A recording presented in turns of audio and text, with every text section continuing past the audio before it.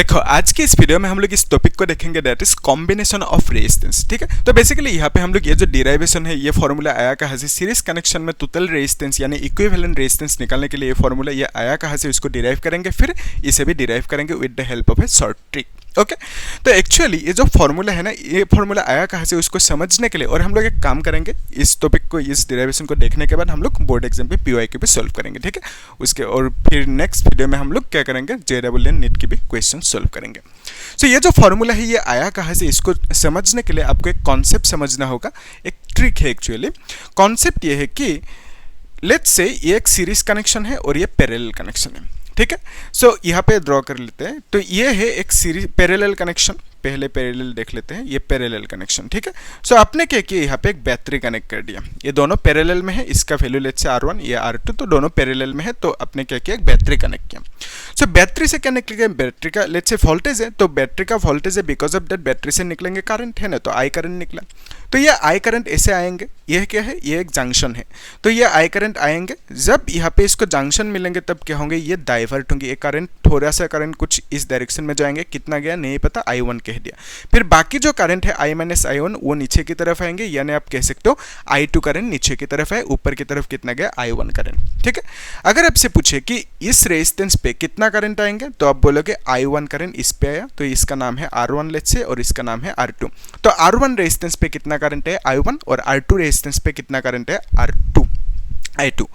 तो आप ऐसे समझ सकते हो, ये वाटर पाइपलाइन है, ऐसे वाटर जा रहे हैं ना, तो इस डायरेक्शन में थोड़ा सा वाटर गया और बाकी इस डायरेक्शन में नीचे की तरफ आएंगे वाटर। तो बेसिकली यहाँ पे क्या हुआ, ये जो करंट है, ये करंट दोनों रास्ते में इस तरह से डिवाइड हो गया। ठीक है, तो वही इसी चीज को यहाँ पे लिख के रखते हैं कि पैरेलल सर्किट जब होंगे तो उस केस में करंट की वैल्यू, करंट जो होंगे वो डिवाइड होंगे, दोनों रास्ते में अलग अलग इस तरह से डिवाइड होंगे। ठीक है, सो ये पैरेलल सर्किट है, पैरेलल सर्किट में करंट की वैल्यू, करंट डिवाइड होंगे, ये क्लियर है। सो बाकी उल्टा कर दो, करंट अगर डिवाइड होंगे तो वोल्टेज डिवाइड नहीं होंगे। ठीक है, याद रखने के लिए आसान है अभी।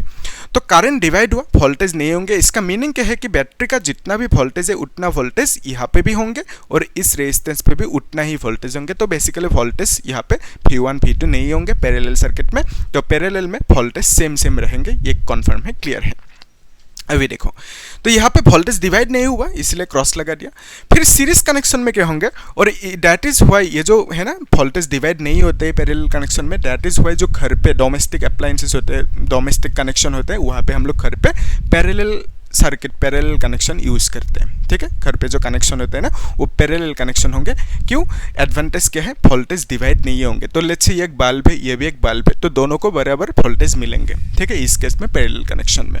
लेकिन सीरीज कनेक्शन में क्या होंगे, सीरीज कनेक्शन ये है इस तरह से, फिर यहाँ पे एक है, ये है R1 लेट्स से, ये R2 है। ठीक है, तो यहाँ पे आपने क्या किया, एक बैटरी कनेक्ट कर दिया इस तरह से, एक बैटरी है, बैटरी का वोल्टेज होंगे कुछ, यही वोल्टेज थोड़ा सा इधर जाएंगे, कितना नहीं पता, V1 कह दिया, बाकी जो रह गया इधर जाएंगे V2। ठीक है, सो यहाँ पे सीरीज कनेक्शन में क्या होंगे, वोल्टेज अलग अलग डिवाइड होंगे दोनों रेजिस्टेंस पे। ठीक है, और अगर रेजिस्टेंस होंगे उसमें भी डिवाइड होंगे, तो बेसिकली वोल्टेज सीरीज कनेक्शन में क्या होंगे, डिवाइड होंगे, डिस्ट्रीब्यूट होंगे। ठीक है, तो इसी चीज को यहाँ पे लिख के रखते हैं, सीरीज कनेक्शन में वोल्टेज क्या होंगे, डिवाइड होंगे, राइट टिक लगा दिया। ठीक है, तो अगर वोल्टेज डिवाइड होंगे तो करंट डिवाइड नहीं होंगे, यानी बैटरी से जितना करंट निकलेंगे उतना ही करंट ऐसे फ्लो होके इस रेजिस्टेंस पे अगर पूछे कितना करंट आएंगे तो आप बोलोगे आई करंट, वही आई करंट यहाँ पे भी होंगे। यानी आप कह सकते हो बैटरी से जितना करंट निकलेंगे सीरीज कनेक्शन में दोनों में सेम करंट मिलेंगे, करंट डिवाइड नहीं होंगे। ठीक है, यानी आप इसका उल्टा सोच सकते हो इस तरह से,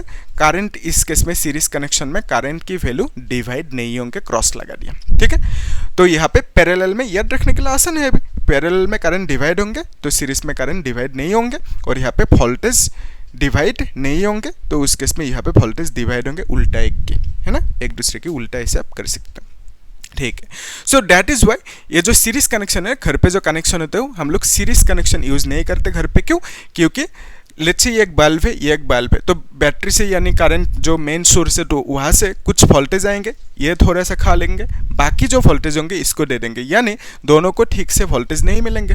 है ना। तो बिकॉज ऑफ दैट दोनों ठीक से अच्छे से काम नहीं कर पाएंगे, ठीक है। और लास्ट में और एक है सपोज, तो उसको एकदम थोड़ा सा ही मिलेंगे वोल्टेज, है ना। ये दोनों पहले खा लेंगे, बाकी जितना रह गया उसको दे देंगे, ठीक है। तो बेसिकली वो और ठीक से काम नहीं करेंगे। Okay, so that is why हम लोग सीरीज कनेक्शन घर पे यूज नहीं करते, पैरेलल करते हैं। तो एडवांटेज क्या है पैरेलल में कि वोल्टेज डिवाइड नहीं होंगे, हर एक को बराबर वोल्टेज मिलेंगे, ठीक है, इजी। तो यहाँ पे हमने क्या देखा, पैरेलल सर्किट में करंट डिवाइड होंगे और जो वोल्टेज है पैरेलल में डिवाइड नहीं होंगे। इसी कॉन्सेप्ट को हम लोग यूज करके अभी क्या करेंगे, इन दोनों डिराइवेशन को देखेंगे कि ये दोनों फॉर्मूला आया कहाँ से। ओके, सो उसके लिए देखो पहले हम लोग सीरीज कनेक्शन देख लेते हैं। लेट्स से ये एक रेजिस्टर है, ये एक रेजिस्टर है, इसको R1 कह दिया, इसको R2 कह दिया। आपने क्या किया, यहाँ पे एक बैटरी कनेक्ट कर दिया इस तरह से, है ना, इजी। तो बैटरी का वोल्टेज होंगे कुछ भी, ओके, यहाँ तक ठीक है। तो यही वोल्टेज इसमें से थोड़ा सा वोल्टेज इधर आ जाएंगे R1 पे, यानी लेट्स से नहीं पता V1 कह दिया, R2 पे कितना जाएंगे V माइनस V1, या तो आप कह सकते हो V2 वोल्टेज R2 पे आएंगे। तो V में से टोटल वोल्टेज V में से थोड़ा सा इधर गया और बाकी इधर गया, ठीक है, कितना नहीं पता V1 V2 कह दिया इसे। तभी देखो इसमें से करंट निकलेंगे और ये कौन सी कनेक्शन है, सीरीज कनेक्शन। तो देख पा रहे हो सीरीज कनेक्शन में वोल्टेज डिवाइड होंगे, ठीक है। तो वोल्टेज जितना था वो थोड़ा थोड़ा करके डिवाइड हो गया दोनों में, ठीक है। फिर इसमें जो करंट निकलेंगे, है ना, वही करंट यहाँ पे आएंगे। तो अगर आपसे पूछे कि इसमें कितना करंट होंगे, तो आप बोलोगे आई करंट, और यही आई करंट ऐसे मूव होके यहाँ पे भी आएंगे। तो आप बोल सकते हो R2 रेजिस्टर पे भी आई करंट ही होंगे, ठीक है, सेम आई करंट होंगे, इजी। अभी देखो यहाँ पे अगर आप लिखोगे लेट्स से टोटल बैटरी का voltage V is equal to कितना होंगे, इसमें कितना है प्लस इसमें कितना है, यानी आप कह सकते हो V1 प्लस V2। तो हमें ओम्स लॉ मालूम है, ओम्स लॉ क्या है, V is equal to IR, ये है ओम्स लॉ। तो यहाँ से आप लिख सकते हो कि V की जगह पे IR लिख सकते हो, and is equal to V1 मतलब I1 R1 लिखोगे, प्लस V2 मतलब I2 R2 लिखोगे। अभी देखो करंट इसमें कितना है, I है, तो हम लोग यहाँ पे I1 ना लिख के I लिख सकते हैं सिर्फ, और इसमें करंट कितना है दैट इज I, तो यहाँ पे I2 ना लिख के सिर्फ I लिख सकते हैं, इजी। तो यहाँ से अगर हम I को कॉमन ले then we can write R1 plus R2, है ना। तो यहाँ पे I R is equal to इतना सा, तो यहाँ से I कैंसिल आउट होंगे, तो R इज इक्वल टू हम लिख सकते हैं R1 प्लस R2। ओके, सो ये फॉर्मूला मिल गया हमें, और इसी को हम कहते हैं टोटल रेजिस्टेंस या तो equivalent resistance. Okay, total resistance और इक्विवेलेंट रेजिस्टेंस ऐसा भी हम कह सकते हैं, टोटल रेजिस्टेंस और इक्विवेलेंट रेजिस्टेंस, और कभी कभी इफेक्टिव रेजिस्टेंस भी कह देते हैं इसे। ओके, इफेक्टिव रेजिस्टेंस भी कह देते हैं, इजी। तो अगर यहाँ पे और रेजिस्टेंस होंगे, लेट्स सी यहाँ पे R3 है R4 है, तो उस केस में आप क्या करोगे, यहाँ पे प्लस लगाओगे, R3 प्लस R4 इस तरह से करोगे, ठीक है। या तो आप अभी के लिए ऐसे डॉट डॉट लगा सकते हो, R1 प्लस R2, और रेजिस्टेंसेस होंगे तो उस केस में डॉट डॉट जितना भी होंगे प्लस करना है, ठीक है। और यहाँ पे एक चीज़ देखना है, ये दोनों सीरीज में है, तो यहाँ पे दोनों सीरीज में है। लेट्स से अगर यहाँ पे कोई वायर आ जाएंगे बीच में और यहाँ पे लेट्स से कनेक्टेड है, तो उस केस में ये दोनों सीरीज में नहीं होंगे, ठीक है। सो सीरीज में होने के लिए दोनों के एक ही वायर में कनेक्टेड होना होगा, ठीक है, बीच में कुछ आना नहीं चाहिए। अभी देखो ये जो था ये था सीरीज के लिए। अभी हम लोग देखते हैं पैरेलल कनेक्शन के लिए ये जो फॉर्मूला है ये आया कहाँ से। ओके, सो उसके लिए आप एक काम कर सकते हो, ये एक रेजिस्टर है, तो हमने एक सर्किट ड्रॉ किया, ये है R1 ये है R2, ठीक है, और यहाँ पे हमने एक सिंपल बैटरी कनेक्ट कर दिया, ठीक है। तो अभी देखो बैटरी में कुछ वोल्टेज होंगे, वही वोल्टेज यहाँ पे भी होंगे और यहाँ पे भी होंगे, क्योंकि ये दोनों पैरेलल में है, तो पैरेलल में वोल्टेज डिवाइड नहीं होंगे, क्रॉस लगा दिया, पैरेलल में वोल्टेज डिवाइड नहीं होंगे, यानी वोल्टेज जितना है उतना यहाँ पे भी होंगे यहाँ पे भी होंगे, तो डिवाइड नहीं हुआ वोल्टेज। ओके, यहाँ पे V1 V2 हो गया था, डिवाइड हो गया था, लेकिन यहाँ पे क्या होंगे, करंट डिवाइड होंगे, है ना, पैरेलल कनेक्शन करंट डिवाइड होंगे। बैटरी से जितना करंट निकलेंगे उसमें से थोड़ा सा डिवाइड होके इधर जाएंगे, लेट्स से I1 गया, और बाकी जो है बाकी करंट नीचे की तरफ आएंगे, कितना I2 नीचे की तरफ आएंगे, ठीक है। सो यानी आप ऐसा कह सकते हो कि I1 जो करंट बैटरी से निकला उसमें से थोड़ा सा इधर गया ऊपर R1 की तरफ, और बाकी जो है I2 करंट वो R2 की तरफ गया। तो यहाँ पे अगर आपसे पूछे R1 पे कितना करंट है, आप बोलोगे I1, R2 पे कितना करंट है I2, सिंपल इजी। तो यहाँ से अगर आप फॉर्मूला को लिखोगे that is V is equal to IR, लेकिन यहाँ पे देखो I current is equal to आप क्या लिख सकते हो, I1 प्लस I2, है ना। तो यहाँ से आप लिख सकते हो current I is equal to I1 plus I2, ऐसा आप लिख सकते हो, सिंपल। अभी I मतलब क्या, V बाय R लिख सकते हो, है ना। तो I is equal to V by R लिखोगे, तो यहाँ पे V बाय R लिख दिया, इज इक्वल टू I1 मतलब V1 बाय R1 प्लस यहाँ पे V2 बाय R2 ऐसा लिखोगे। लेकिन यहाँ पे देख सकते हो R1 पे वोल्टेज कितना है, V1 है, तो R1 पे वोल्टेज V1 ना लिख के V लिख सकते हैं। R1 पे वोल्टेज V है, ठीक है, तो वोल्टेज डिवाइड नहीं हुआ क्योंकि पैरेलल कनेक्शन है, तो दोनों में सेम सेम वोल्टेज है। तो यहाँ पे भी V2 ना लिख के हम लोग लिख सकते हैं सिर्फ V वोल्टेज है ना, तो यहाँ पे V2 ना लिख के V लिख सकते हैं। तो यहाँ से अगर आप कॉमन लोगे V को, then we can write 1 by R1 plus 1 by R2 है ना, फिर यहाँ पे V बाय R लिख सकते हो। ओके, तो V कैंसिल आउट होंगे ऑब्वियसली, तो उस केस में आप लिखोगे कि 1 by R is equal to 1 by R1 plus 1 by R2 ऐसा लिख सकते हो। ओके, इस तरह से। अगर और रेजिस्टेंसेस होंगे तो उस केस में आप डॉट डॉट लगा दो, ठीक है। तो यही फॉर्मूला वही चाहिए था हमें, ठीक है।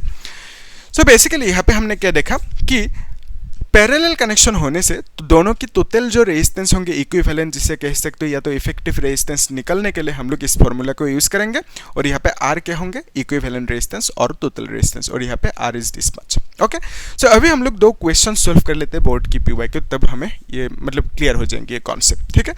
तो क्वेश्चन सॉल्व कर लेते हैं, इसको नोट करके रखो अच्छे से, ठीक है।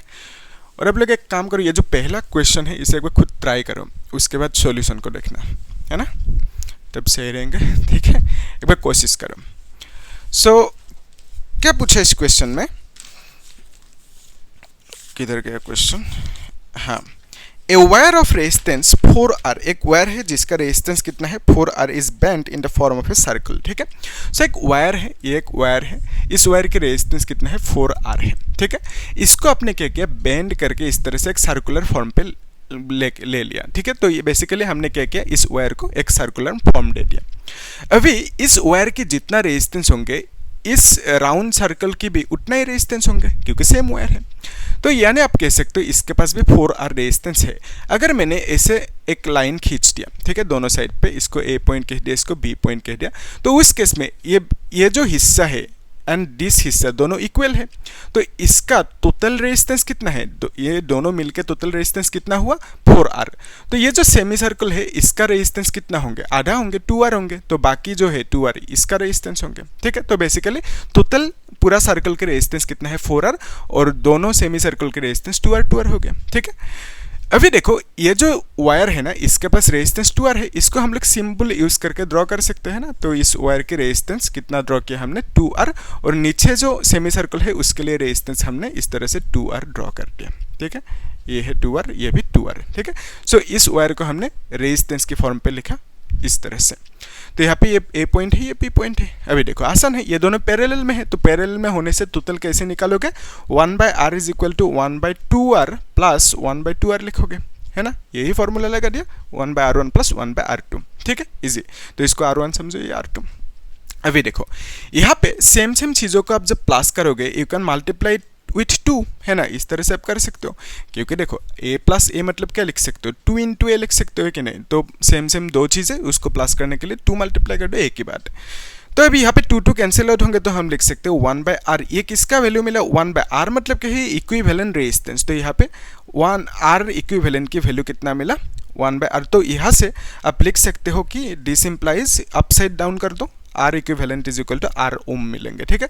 सो बेसिकली हमें पूछा था कि कितना टोटल रेजिस्टेंस होंगे, टोटल रेजिस्टेंस की वैल्यू कितना होंगे वो हमें पूछा था, क्योंकि ये दोनों अभी किस कनेक्शन में आ गया, पैरेलल कनेक्शन में, ठीक है। सो पैरेलल कनेक्शन में टोटल रेजिस्टेंस निकालने के लिए दैट इज ये फॉर्मूला यूज किया, तो फिर हमें R ओम मिला, ठीक है। सो इस वायर की टोटल रेजिस्टेंस 4R था, और इस वायर को जब ऐसे हमने ड्रॉ किया मतलब कनेक्ट किया, तो उस केस में ये दोनों पैरेलल हो गया। तो पैरेलल सर्किट होने की वजह से टोटल रेजिस्टेंस कितना हो गया, R हो गया, ठीक है। और एक चीज़ यहाँ पे कह देता हूँ मैं, सीरीज कनेक्शन में अगर आपको चाहिए suppose maximum resistance, question solve करेंगे हम लोग, मैक्सिमम रेजिस्टेंस अगर चाहिए आपको तो उस केस में आप सीरीज में कनेक्ट करोगे। अगर मिनिमम रेजिस्टेंस चाहिए तो उस केस में आप क्या करोगे, पैरेलल में कनेक्ट करोगे, ठीक है, इजी। तो यहाँ पे जो नेक्स्ट क्वेश्चन है उसे एक बार खुद ट्राई करो, ठीक है। इसको मेरी तरह आप लोग नोट करके रखना। सो नेक्स्ट जो क्वेश्चन है ये भी कर सकते हो शायद, है ना, एक बार कोशिश करो।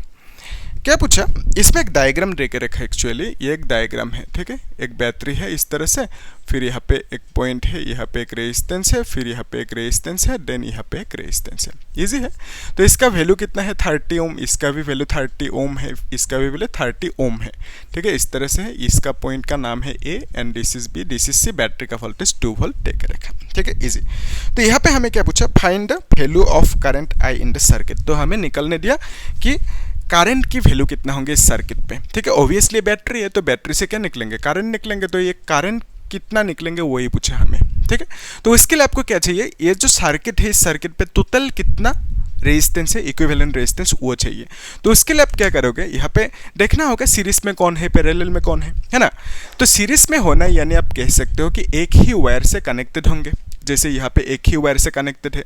अगर लेट्स से बीच में एक वायर आ गया तो उस केस में ये दोनों सीरीज में नहीं होंगे, ठीक है, तो बीच में कुछ नहीं होना चाहिए।